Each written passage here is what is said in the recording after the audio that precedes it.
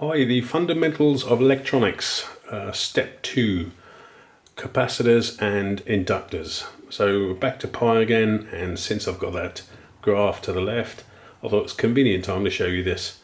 This is the basics of an inductor and capacitor. So the resistance of an inductor varies with frequency, so we call it reactance. So the reactive inductance of an inductor, is X inductor. So X inductor equals 2 pi times the frequency times the inductance. So down here, splitting this formula up, the reactive inductance equals 2 times pi times the frequency in hertz times the inductance in henries.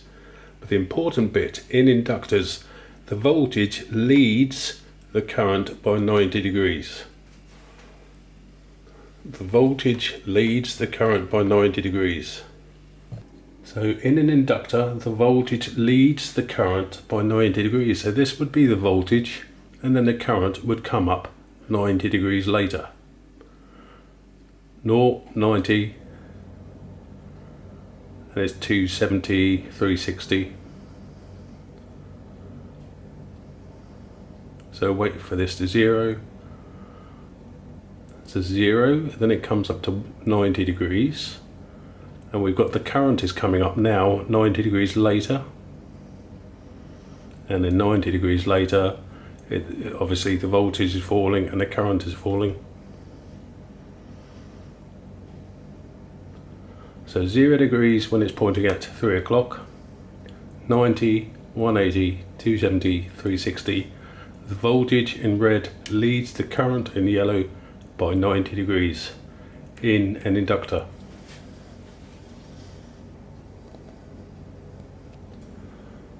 So capacitive reactance, so measuring the resistance of a capacitor with frequency. So Xc equals 1 over 2 pi times the frequency times the capacitance,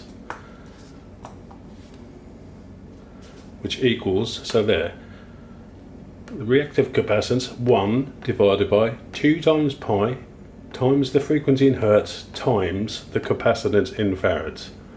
In capacitors, the current leads the voltage by 90 degrees. So it's the inverse or opposite of an inductor.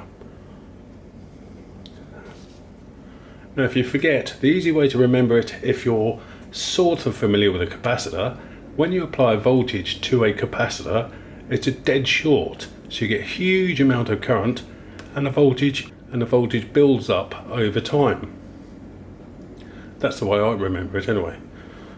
So in a capacitor, the current leads the voltage by 90 degrees. Remember, in a capacitor, you use yours, lots of current when it's discharged. Current starts falling as the capacitor and voltage starts rising. That's one of the basic characteristics of a capacitor. But this is one of the fundamentals of a capacitor. In a capacitor, the current leads the voltage by 90 degrees. So if you've seen my other videos, you will have seen this screen now 100 times because it is so significant. So in a capacitor, the current leads the voltage. So you could actually say the yellow is the current, but because we're only plotting half of it down there, we'll say the current is now leading the voltage by 90 degrees in a capacitor.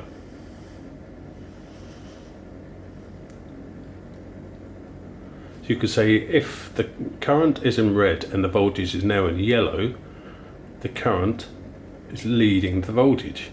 But in reality, if you start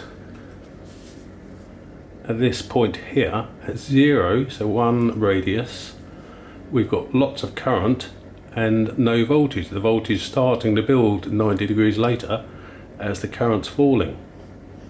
But to keep it simple,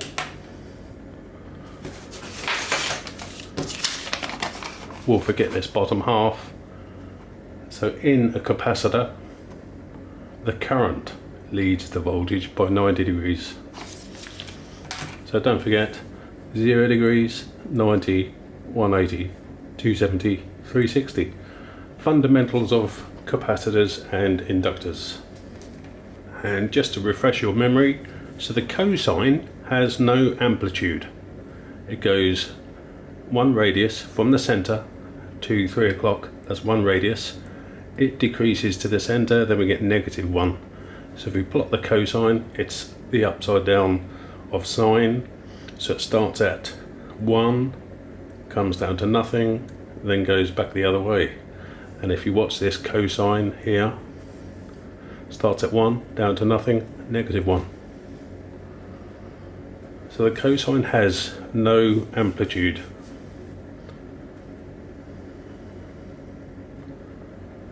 But we are obviously plotting it out. It has a value of 1, so we can still map it out on a graph over time. So cosine has no amplitude, and we are still plotting it 0, 90, 180, 270, 360 degrees, or 0, pi divided by 2, pi, 2 pi divided by 3, and then 2 pi. So this is now looking at the sine only. The sine has an amplitude in relation to the cosine. So this is now just plotting the sine wave. So at 0 degrees, the sine has 0 amplitude. As we come around to 90, it's at its maximum. Then it drops as we come around to 180. Then as we come down to 270, we've got -1, and then back up to 0. So that's just plotting the sine.